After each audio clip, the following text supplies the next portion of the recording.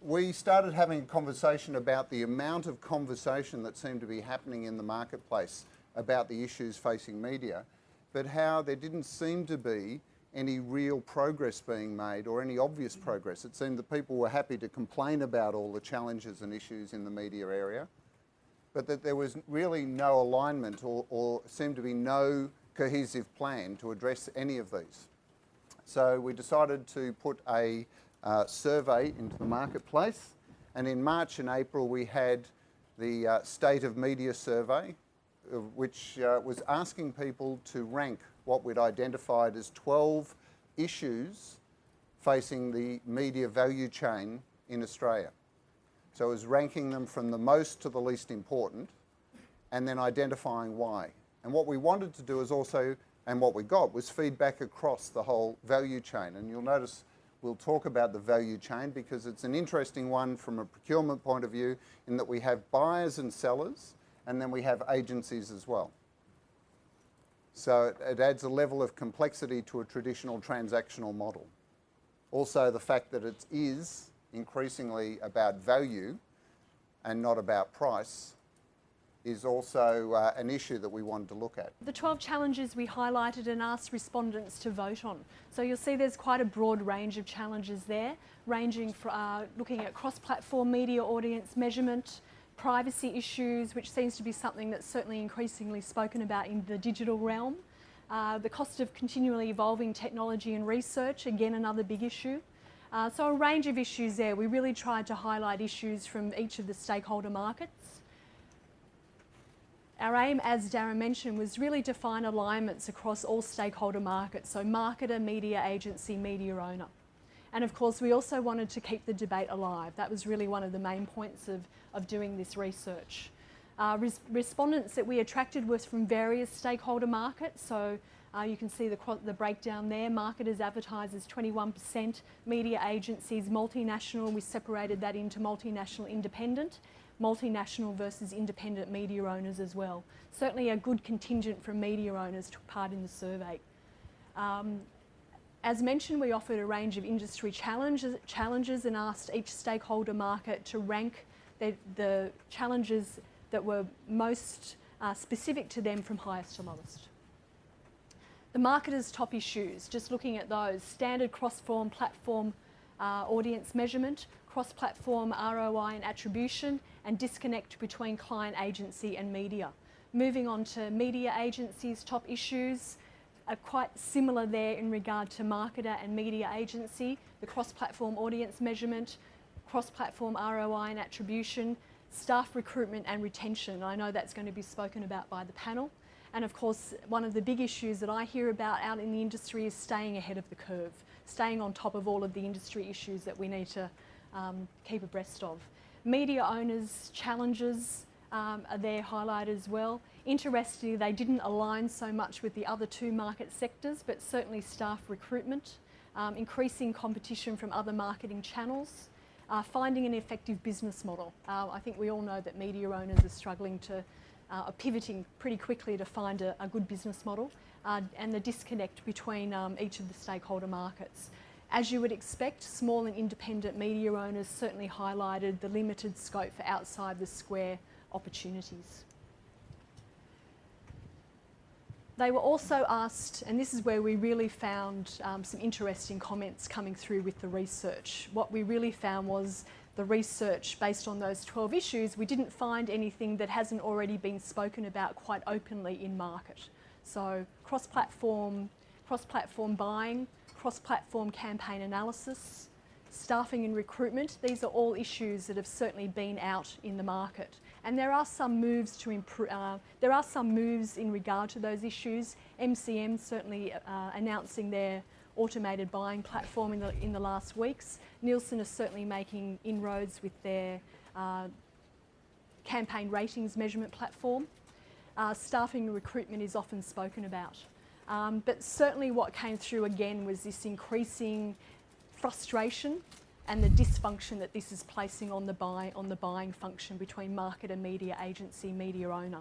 And that's really what we want to have a good chat about today in an open and honest forum. One of the things, and I'll start with you, Lynda, one of the things that really stood out to me looking at the results was this idea of the disconnection between marketers, agencies and the media.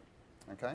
It's interesting that it only made the top list for marketers and the media owners. From a marketer's perspective, what are the sort of symptoms, or what are the things that would make you feel as a marketer that there was a disconnection?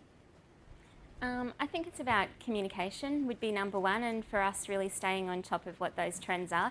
Everyone tends to talk about digital, social, all these buzzwords, but what does it actually mean and how can it fully be integrated into the brand? Now that the media landscape is so fragmented and it's so difficult to reach that target market, it's so important for suppliers, agencies and marketers to be up to date on all those trends and really understand how to best use those social platforms in the best way. Okay. So you're looking for information, and Tony, from a media owners and sales point of view, you have a huge amount of information, but what are the issues that you find with this, or what could be driving this disconnection?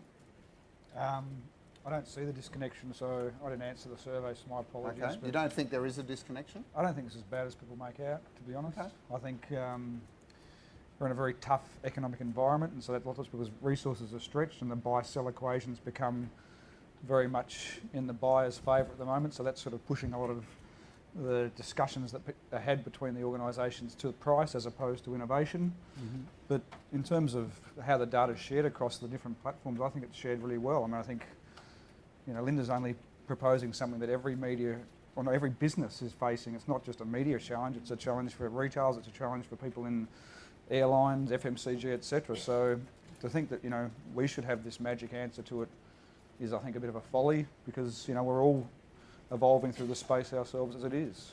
So yes, it's a challenge, but I don't see it as something that anyone individually is actually doing wrong to create. Yeah, so Toby, you were on the media owner's side, now you're running an agency. Do you think there is a barrier? Because I've certainly heard from many media salespeople that they feel like they're asked to put up a lot of information that doesn't go anywhere. Yeah, I think it depends. I think sometimes there is, and it's interesting you mentioned Channel 9. So I first came to Australia 5 years ago, and I think that the whole industry has gone up a number of notches in that 5-year period. I've seen the quality of work, the quality of people, and also the quality of collaboration has enormously changed. I think fundamentally driven by the GFC we've all been through. It's forced us all to be a lot more innovative and to work a lot more closely. That said, I'm certain there are parts of the business that are less collaborative and less directional. I think that speaks to how the whole process is driven and where the money goes through the process and who's in charge of that process, which is fundamental to the client. So if you've got a client in charge, then a client should be demanding equally from its agency all the way through to its media relationships exactly what information flows back up and down and the fairness with which that process takes place. I said this the other day as well too. I mean, the fact of the matter is, we're in a sales job, and if salespeople are bitching about, putting up lots of proposals and only one of them getting through, or putting up lots of information and only one of them getting through, then they're idiots, because they shouldn't be in sales. Sales is a numbers game. You've got to accept that you're going to put a lot of propositions out there, you've got a lot of information out there, and particularly if the market is tougher, you're going to get knocked back a lot. But if that's your whinge in life, then go and find another industry. Because if you think that every time you send something out, someone's going to buy it, then you're on dope. You're fooling yourself. It's true. It's a fair point. Just Rob, because you've got agency and now marketing. Yes, that's right. And I think just building on what Toby was saying there, I think the client sets the tone in this. He sets the pace. We're accountable for setting the instruction right up front. And if you're not effective in that role, you're going to get all sorts of dysfunction down through the tracks. If you don't hold when I hear that media owners are feeling that they're not being listened to, or that they're throwing a lot of proposals over the fence and they're getting nothing back, that frustrates me. I think we then have to look at the kind of instruction that we're giving to the agencies, but then we need to hold the agencies accountable for dealing with the media in the right way. One of my kind of beefs is that we all too rarely kind of harness the total creativity of that group. We don't unlock the creativity of the media owner fully. We do at times, but I think that's where the real power in the relationship can come from. But it's about giving the right instructions. It's about treating people fairly, and part of that is setting them up to succeed in the right way. We've probably produced hundreds of post-campaign reports, but we've never seen one in the reverse. So we've never seen a campaign report from a client saying these units or this execution worked really well. Mm-hmm. So in a sense, it is a lot of putting props out and hoping ones come through, but it would be more valuable from time to time to actually work out what actually converted from the client side all the way through to the media. But if it was effective, you would want to be paid more, wouldn't you? Well, I think it's effective you get on the next brief, but you don't know specific elements of which parts were or weren't. And I think that's a really good point, because I think it comes back to the client to have that relationship with their agency, who's representing them, who's an extension of their brand team. And it's up to the agency and the client to really get together to understand the business objectives and what it is that the business is wanting to achieve with the right media mix. Chris? Yeah, I mean, I think the whole issue, it doesn't matter what part of the business you're in. It's a high-pressure business these days. It's not a whinge, it's just a fact of life. And as Tony says, all of us get paid to do a job, and if we can't do it with the tools and how we operate now, well, there's no point in whinging about it. You've just got to get better at it. It is a high-pressure, it's a lower income, lower margin business than it was from a supplier point of view, and agencies are suppliers, and they have to manage their people and try and keep them involved and keep them keen for as long as they possibly can while these pressures exist from top all the way through. Well, that's an interesting point you make there, because the other thing that the agencies and the media owners had as a top issue was about retention and training. So how do you balance? I mean, it is a people business. Everyone says that, but how do you go about keeping staff engaged when opportunities for revenue are increasingly limited? Yeah. I think you've got a simple choice as an agency, and we were talking about this just before, is you can either choose to invest in your staff or choose not to invest in your staff. So you either choose to have a great culture and to spend a lot of time on training and a lot of time developing and building a great team and accept that a lot of those people are going to get poached, or you choose not to. And that's, I can't speak for every agency in the world, and clearly some will make a choice between those two. But for us, it's about absolutely making sure we've got the best people in market and accepting we're going to lose some of those people. It's a competitive market. It's It's all a part fairly myopic view too, in terms of ad agencies, media sales. Everyone has a staff retention issue at the moment with Gen X and Gen Y. To Toby's point, investing in training is the best thing you can do, because that's clearly what people want. But you're going to have to accept the fact that 25% of your staff are going to turn over, particularly sub 30-year-olds, and it's going to be an ongoing issue for the foreseeable future. It's got to make sure it's the 25% you want to turn It over. won't be, because I mean, the great young people want to swap jobs. I mean, 2 years.